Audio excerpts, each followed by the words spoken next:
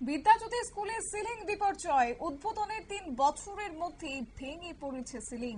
অবশ্য অল্পেতে রক্ষা পেয়েছে স্কুলের পড়ুয়ারা।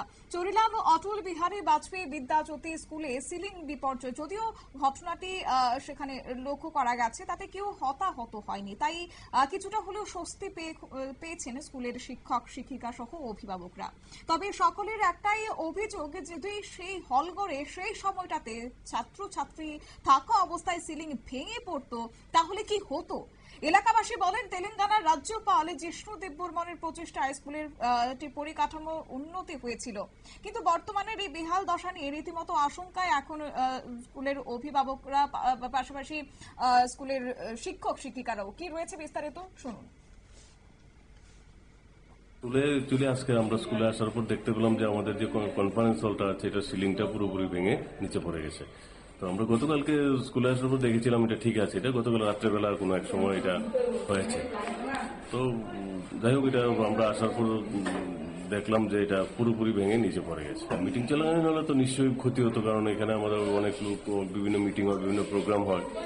তো যদি হতো তাহলে ভীষণ ক্ষতি হতো। যাই হোক, এটা রাত্রেবেলা হয়েছে, তার জন্য কোনো ক্ষতি হয়নি। মানে আমি স্কুলের প্রিন্সিপাল, ভারতরত্ন অটল বিহারী বাজপেয়ী চরিলাম স্কুল।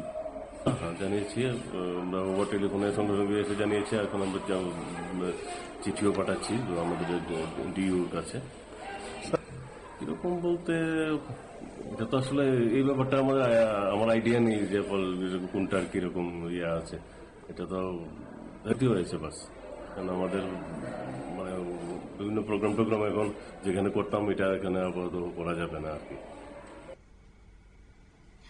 আপনারা শুনলেন তাদের বক্তব্য। অবশ্য প্রশ্ন হচ্ছে, কেন এই কনফারেন্সে ঘরের সিলিং ভেঙে পড়লো, এটাই এখন লাখ টাকার প্রশ্ন। অনেকেই বলছেন যে সিলিং এর কাজটা নিম্নমানের হয়েছিল, তাই ঘটনা থেকে তা স্পষ্ট। এখন প্রশ্ন উঠছে পাশাপাশি দায়িত্বপ্রাপ্ত ঠিকাদারদের বিরুদ্ধে যেন ব্যবস্থা নেওয়া হয় সেই নিয়ে। তাছাড়া যে বিল্ডিংটি দীর্ঘ ৩ বছর পূর্বে উদ্বোধন হয়েছিল, সেই বিল্ডিং এ দেখা দিয়েছে বড় বড় ফাটল। বিল্ডিংটি যে সমস্ত পিলারের উপর ভর করে দাঁড়িয়ে আছে, সেই সমস্ত পিলারে দেখা দিয়েছে বড় বড় ফাটল। তবে সম্পূর্ণ স্কুলটিতে যে নিম্নমানের কাজ হচ্ছে বা কাজ হয়েছে, সেই নিয়ে এবার কিন্তু অভিযোগ উঠে আসছে। তবে এখন দেখার বিষয় যে সেই সমস্ত বিষয়ে কি ব্যবস্থা গ্রহণ করে স্কুল কর্তৃপক্ষ কিংবা প্রশাসন। নিয়ে নিচ্ছে ছোট্ট একটি বিজ্ঞাপন বিরতির সঙ্গে থাকুন।